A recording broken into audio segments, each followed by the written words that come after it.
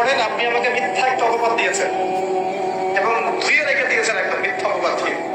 যতক্ষণ আমি আপনাকে মাফ না করছি, কাবা ঘরে গিয়ে গেলাম ধরে কান্নাকাটি করলো, এই পাপ মাফ হবে না ইনশাআল্লাহ। এই অবস্থায় মৌত হলে কি হবে?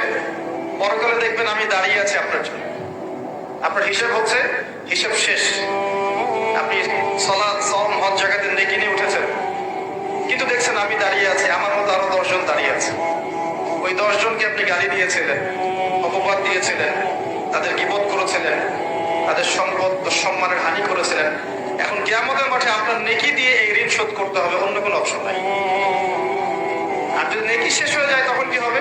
তখন আমার আমলনামা থেকে কিছু গুনাহ আপনাকে নিতে হবে। আল্লাহ পাক ন্যায় বিচারক। আল্লাহ পাক শুধু গফুর রহিম নন, আল্লাহ পাক শুধু পরম করুণাময় অসীম দয়ালুই নন, বরং তিনি হচ্ছেন ন্যায় বিচারক। ন্যায় বিচারক